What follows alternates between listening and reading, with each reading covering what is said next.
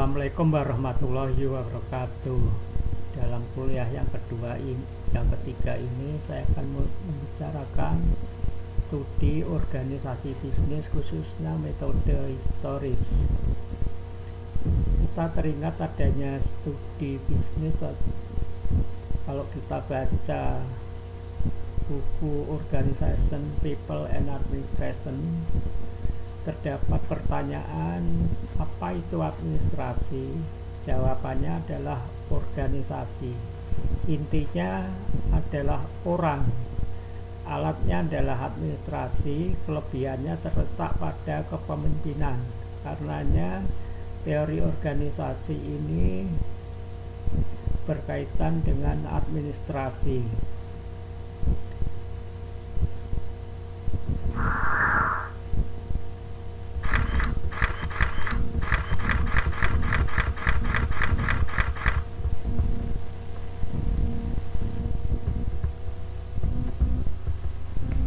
Bagaimana kita ketahui yang lalu bahwa administrasi itu pada dasarnya merupakan keseluruhan proses kerjasama sekelompok orang untuk mencapai tujuan.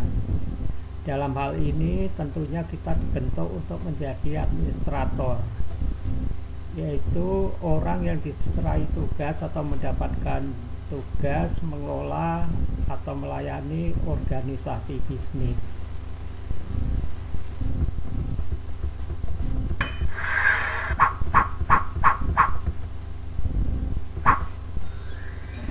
Sampailah pada metode historis ilmu administrasi. Namanya ilmu administrasi itu bisa dibedakan menjadi era klasik, neoklasik, dan postklasik. Di dalam era klasik dikenal adanya aliran manajemen ilmiah, teori administrasi, dan teori birokrasi. Di dalam era klasik ini hanya ada satu elemen, yaitu organisasi, khususnya struktur organisasi. Kemudian pada era neoklasik itu terdapat dua elemen, yaitu organisasi dan faktor manusia. Tokohnya di sini Hugo Masterberg, kemudian Elton Mayo, kemudian Halpin dan Kraft. Kemudian dari sini kita melihat elemennya adalah organisasi dan faktor manusia. Kemudian era post-klasik terdapat banyak elemen, yaitu organisasi, faktor manusia, dan lingkungan. Tokohnya adalah Chester Barnard, Werner Sombart, dan von Bertalanffy. Kembali pada era klasik, pada aliran manajemen ilmiah di sini adalah fokusnya pada kerja, yaitu studi gerak dan waktu. Dari situ kita bisa melihat bahwa adanya pembagian tugas, ini spesialisasi, dan bagaimana kita lihat bahwa fokus dari manajemen ilmiah ini adalah kerja. Kemudian teori administrasi, tokohnya ada Henry Fayol, kemudian fokusnya adalah manajemen. Kemudian dari sini Henry Fayol merumuskan prinsip planning, organizing, commanding, coordinating, dan controlling. Kemudian di sini kembangkan oleh Lester Gulick, yaitu ada tambahan coordinating dan budgeting. Jadi planning, organizing, kemudian staffing, coordinating, dan budgeting. Kemudian pada teori birokrasi di sini tokohnya adalah Max Weber. Kemudian Dari sini kita lihat ada beberapa hal, berbagai pemikiran yang bisa dikembangkan di dalam era klasik ini, yaitu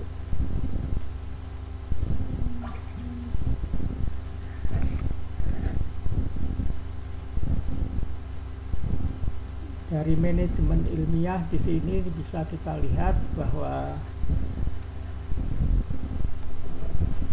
perlunya job center, kemudian time and motion, dan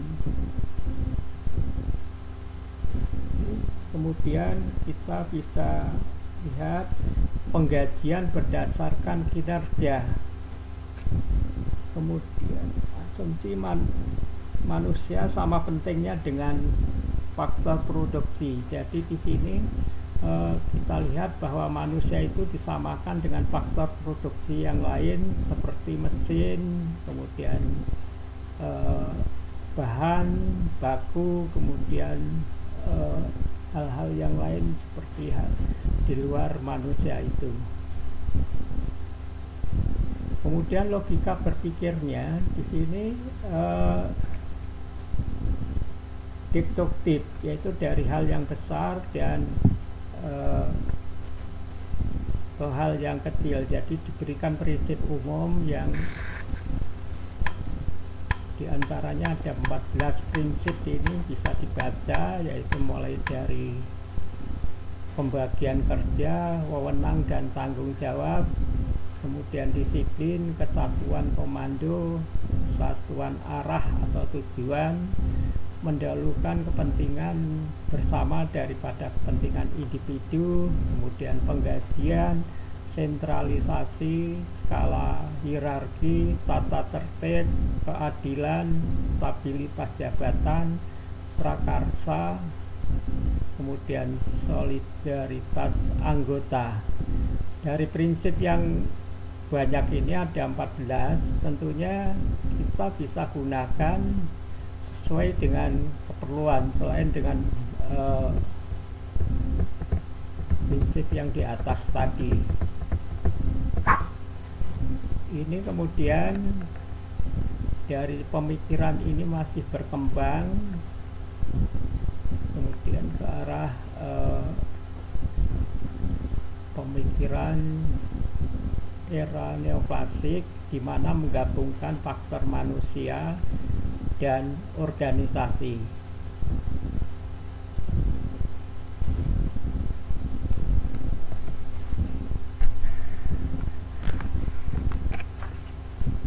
Jadi setidak-tidaknya kita bisa melihat di sini dari pemikiran hal yang umum ke khusus ini, kita sebagai administrator mempunyai amunisi di dalam mengelola organisasi. Tentunya saudara bisa melihat bagaimana pemikiran di era klasik ini, aliran manajemen ilmiah yang diterapkan di dalam organisasi. Kemudian kita bisa melihat juga teori administrasi, prinsip-prinsip yang bisa diterapkan di dalam organisasi. Kemudian masih berkembang lagi teori birokrasi, yaitu Max Weber. Di situ beberapa prinsip yang juga bisa digunakan di dalam mengelola organisasi. Nanti masih berkembang di era klasik dan neoklasik. Jadi fokus di dalam pembicaraan ini kita pada era klasik, khususnya aliran metode manajemen ilmiah, kemudian teori administrasi dan teori birokrasi. Saya kira itu yang bisa saya jelaskan. Kita baru belajar di sini teori metode historis ilmu administrasi pada era klasik. Untuk era neoklasik kita lanjutkan pada perkuliahan berikutnya. Demikian juga era plus klasik. Assalamualaikum warahmatullahi wabarakatuh.